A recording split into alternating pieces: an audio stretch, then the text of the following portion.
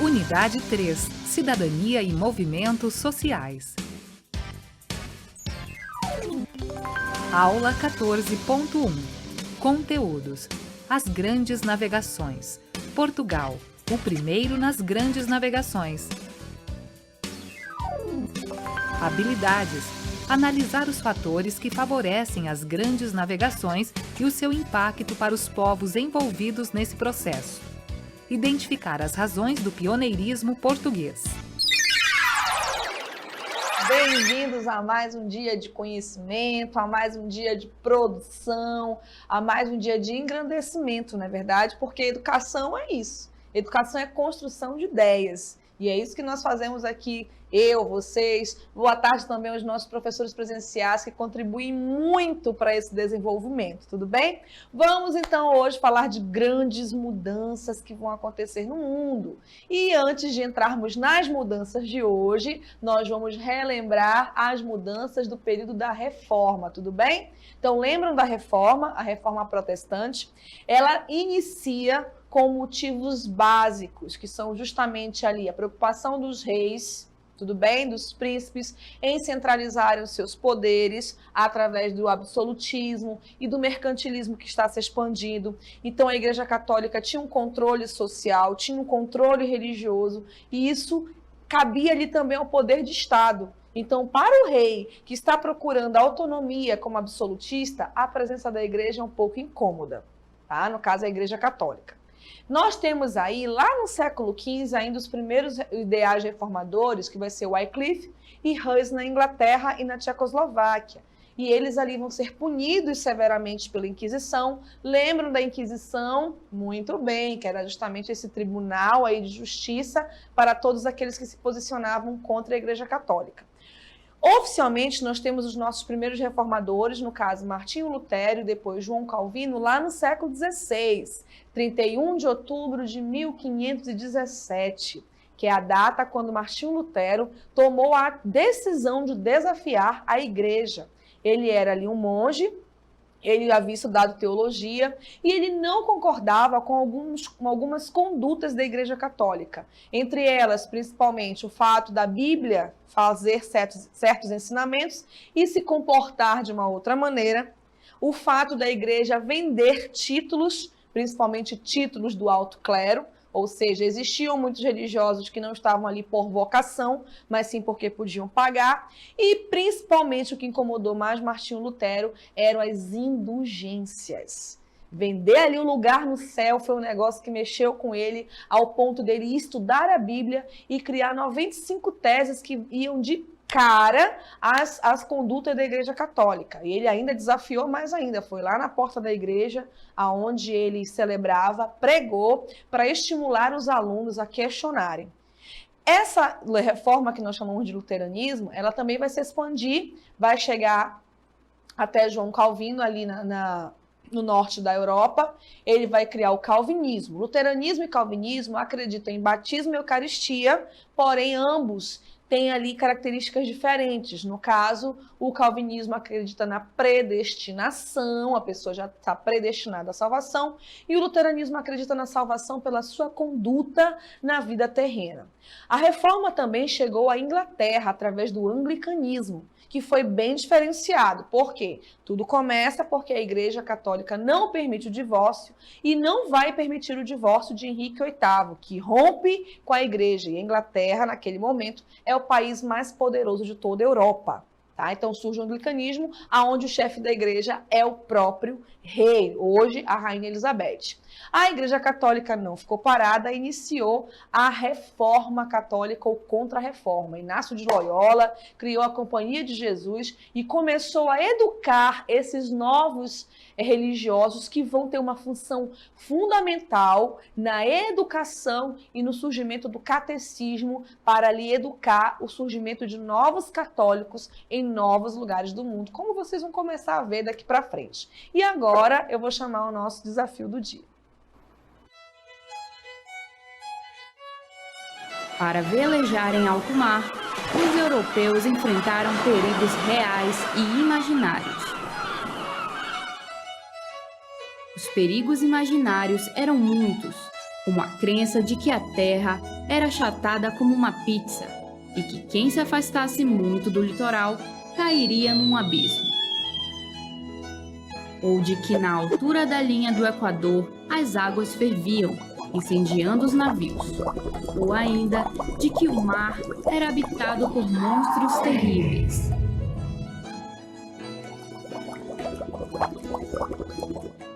Entre os perigos reais estavam os ventos desfavoráveis, a ameaça de encalhe, os lugares estranhos, a fome, a doença e a sede no interior dos navios.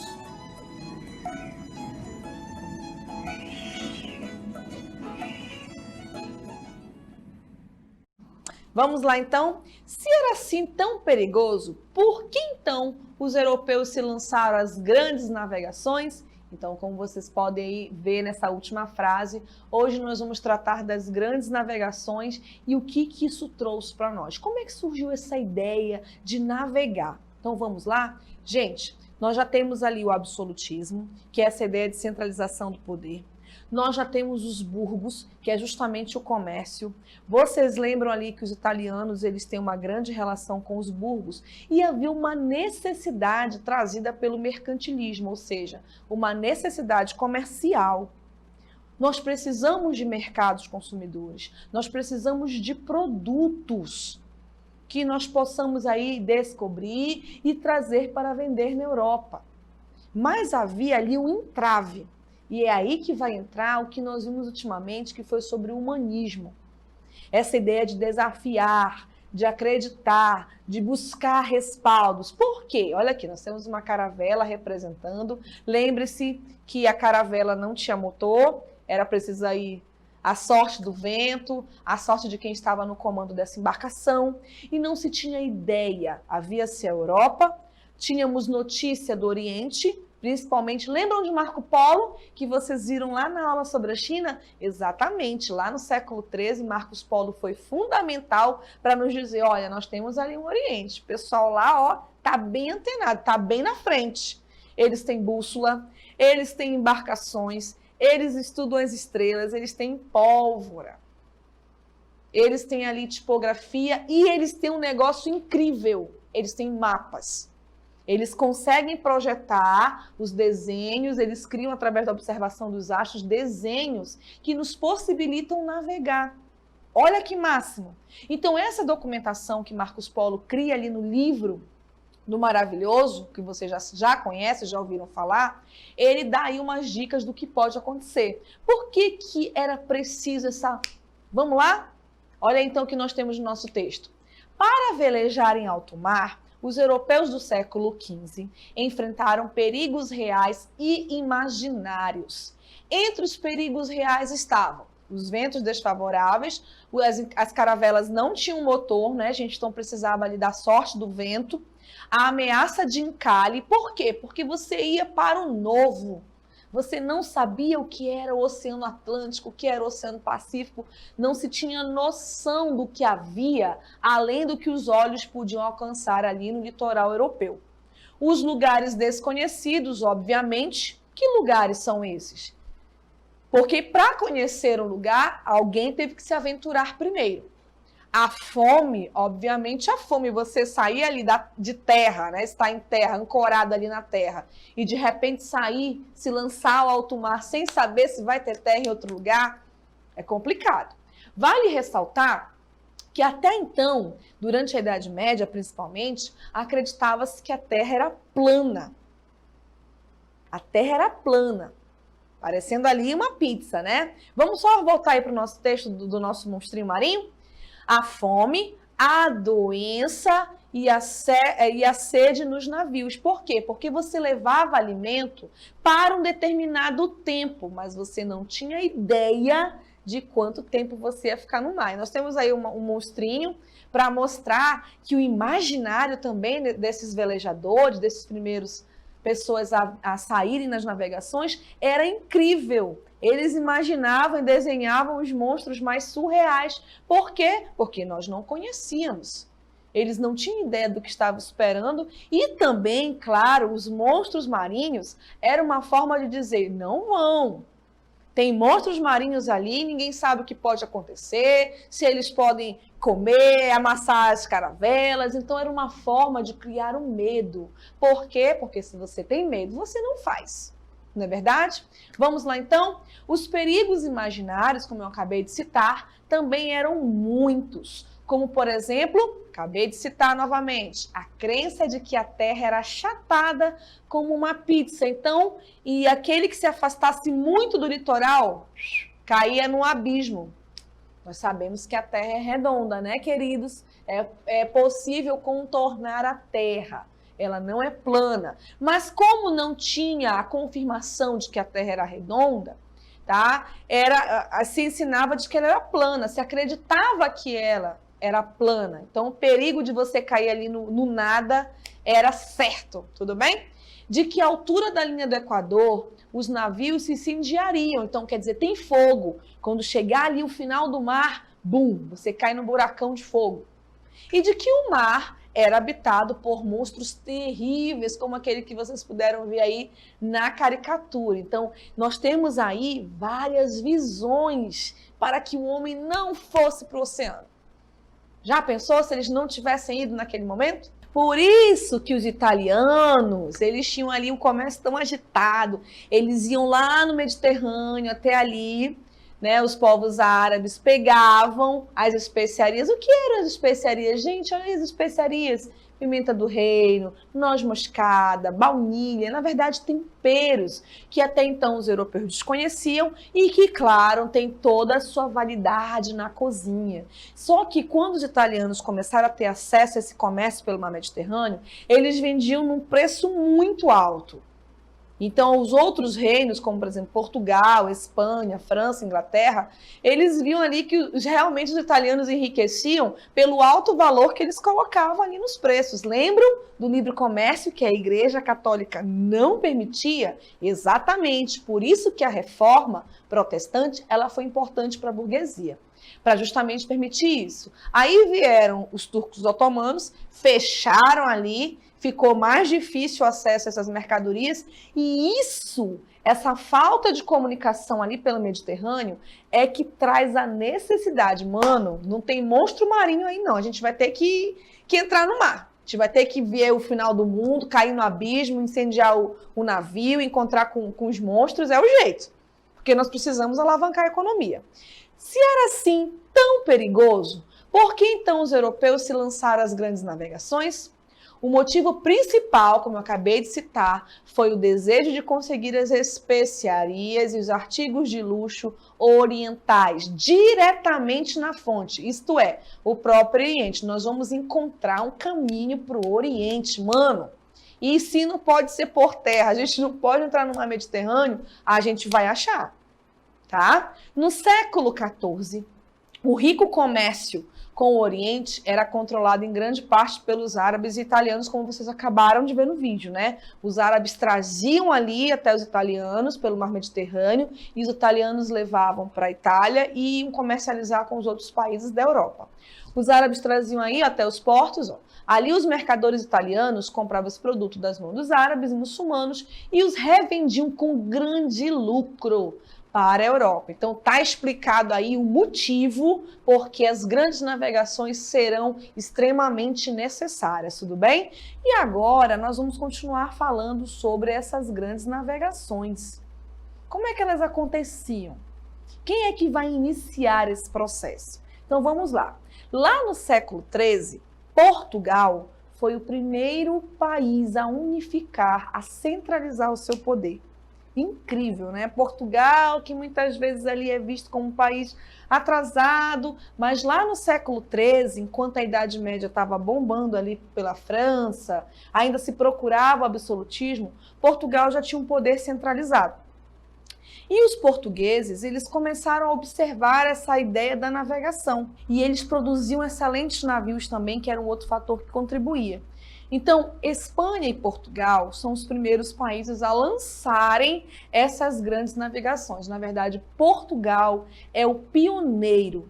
Então, vamos aqui ver como é que funcionava essa estratégia de Portugal, gente. Olha só, temos aqui, conseguem ver aí Portugal.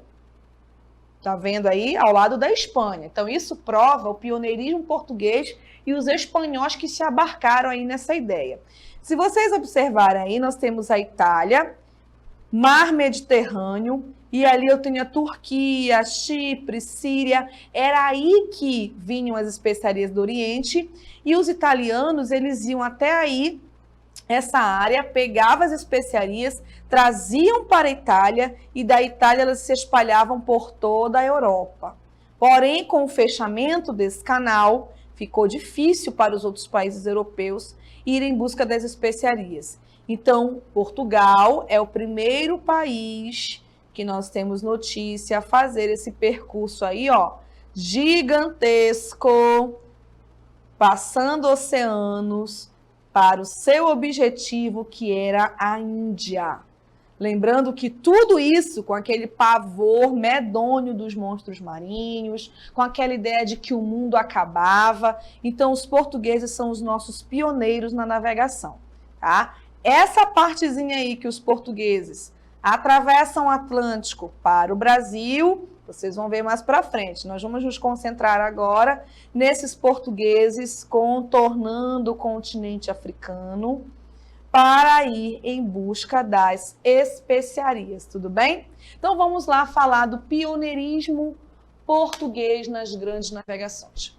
Portugal, o primeiro nas grandes navegações. Portugal foi o pioneiro nas grandes navegações e descobrimentos marítimos do século XIV e XV. Olha aí, 14 e 15. Aliás, 15 e 16, perdão, gente.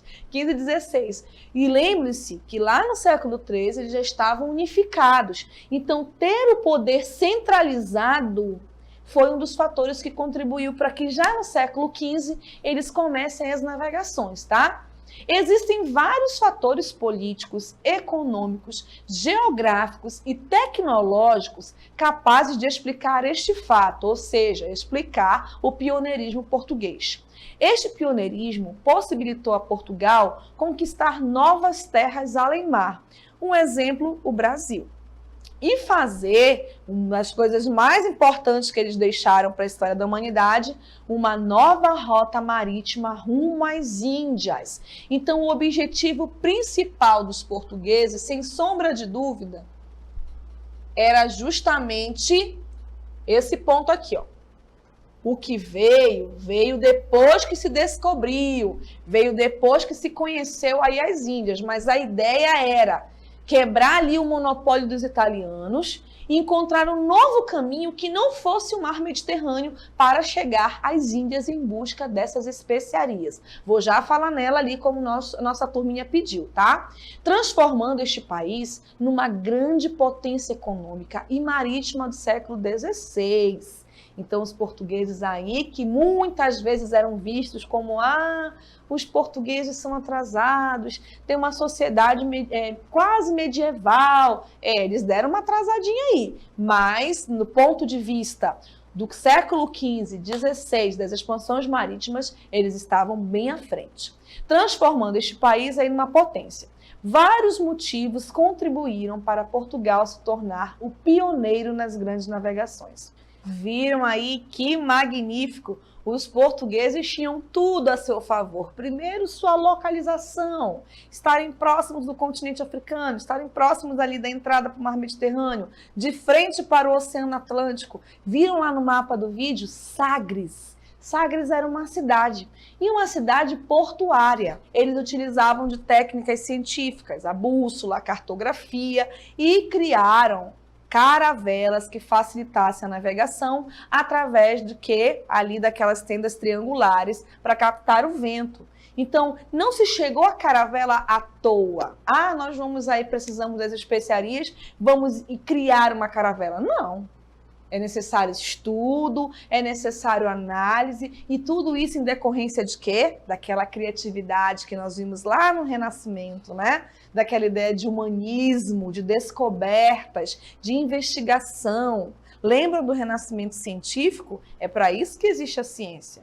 Então, essas caravelas, elas vêm projetadas para uma necessidade, que foi fundamental para essa expansão, para as grandes navegações, tá? Vamos falar aí por que as especiarias. Gente, especiarias vem da palavrinha especial, tá? Especial quer dizer diferenciado, produtos que não eram comuns na Europa. Então, por exemplo, os europeus não tinham café lá da região das Arábias, né? Não tinham muitos temperos que eram ali comuns à Índia, mas que não existiam na Europa. Noz moscada, a baunilha, tá? Então eram temperos, na verdade. Para nós, hoje, muito comuns. Inclusive, aqui a região amazônica, vocês vão ver mais para frente, que também foi uma grande área de extração de drogas do sertão, que, na verdade, eram as especiarias, que era justamente esse material. Por quê? Porque, vejam bem, na Europa, a base alimentar ela era feita de caça. Uma carne assada de caça, um cozidão. Então, para você se chegar a um tempero, eram necessários alguns elementos que os europeus não tinham. Então, a palavra especiaria vem de especial mesmo, de diferente. E eram coisas que para nós hoje são extremamente simples. Fora também que eles iam em busca de madeira de qualidade para suas embarcações, em busca de tecidos também. Então, tudo aquilo que não se tinha na Europa era considerado especial, uma especiaria. Então, imagina a descoberta desses temperos, né? Até hoje os temperos árabes e indianos são famosos, fazem parte aí. Vocês que assistem programas de culinária sabem que sempre tem uma coisa que a gente não tem aqui. Então, foi isso que movimentou a economia. Não é verdade? A fome, ela movimenta a história também. E claro que essas especiarias vão trazer o quê? O poder econômico. Então, a economia é que causa essas coisas. A necessidade de transformação. Espero ter esclarecido aí a dúvida dos nossos colegas e de todos também. Então, especiaria é justamente esses produtos diferenciados, na sua grande maioria, associados à cozinha, aos temperos, que não existiam na Europa, mas que são encontrados em outros lugares e usados, tá bom? Vamos então. Portugal, como eu já falei anteriormente para vocês, foi o primeiro a possuir uma monarquia centralizada, um rei com controle sobre todo o território nacional. Gente, esse ponto A é muito importante. Esse poder centralizado, ele foi fundamental para o desenvolvimento de Portugal.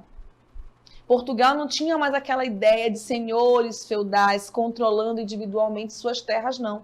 No século XIII, como eu já falei para vocês, eles já estavam se organizando numa monarquia centralizada. E isso facilitou o controle econômico sobre o país, sobre o território, que vem facilitar o desenvolvimento marítimo. Porque ele não precisou ali arrumar a casa no século XIV. Eles já estavam prontos para essa iniciativa. Então, essa centralização de poder, ela é fundamental para o pioneirismo de Portugal nas grandes navegações, tá bom? Vamos lá ao ponto B? Há tempo, os portugueses praticavam a pesca e a venda de sardinha, bacalhau e atum, o que estimulou o surgimento de uma burguesia próspera nas cidades litorâneas portuguesas, como a cidade do Porto, Setúbal e Lisboa. Então, o que acontece? Essa prática, essa venda do comércio desses peixes, ela vai estimular o comércio. Então, logicamente que o peixe, nós aqui na nossa região, sabemos bem, eles têm época. Não é todo tempo que tem a variedade de peixes aí à de nossa disposição. Inclusive, temos alguns peixes que entram no período de defeso, que é quando não podem ser, né, gente, comercializados nem retirados da sua natureza por uma questão de preservação. Nós sabemos da importância disso. Então, ali, os pescadores portugueses, eles já tinham esse âmbito, já estavam ligados à economia da pesca, principalmente desses peixes aí citados, que eram base alimentar para os portugueses e feito de vendas para outros países também. Então, essa é uma consideração muito importante que ajudou aí nas nossas navegações portuguesas. Ponto C. O desenvolvimento de técnicas e de conhecimentos necessários à navegação, como o aperfeiçoamento de mapas. Lembre-se que os mapas eles já existiam no Oriente, principalmente ali na China, tá bom? E até mesmo nos países árabes. E quando os portugueses começam a chegar à Índia e a conhecer os povos árabes, eles veem, olha, esse negócio de mapa é bom. Então, vamos aí projetar os nossos mapas, não é verdade? Mapas e portulanos, que eram documentos de orientação. Também a bússola. A bússola, ela é justamente o norte. Ela é justamente o ponto primordial para essa navegação que foi criada ali pelos chineses, que Marcos Polo teve acesso, que os países árabes também conheceram. Então, nós temos aí uma difusão. Os portugueses vão ajudar a difundir essa tecnologia. E, obviamente, tanã, a invenção da caravela, que é justamente o fator primordial para toda essa expansão. Se não fosse aqui a tecnologia da caravela, porque veja bem, queridos, é um barco de madeira que aguenta o impacto das águas do oceano. Tem que ser bom, não é verdade? Para poder aguentar essas travessias. Lembra aí o mapa que eu mostrei para vocês? Os caras contornam a África para chegar às Índias. E todas essas viagens que eles faziam contornando a África ali, queridos, eles começam a ocupar algumas regiões. Eles começam ali o processo de colonização dos países litorâneos do continente africano. E aí começa esse processo que vocês vão ver aí mais para frente de colonização e exploração, infelizmente, que está associada às grandes navegações. Tudo bem?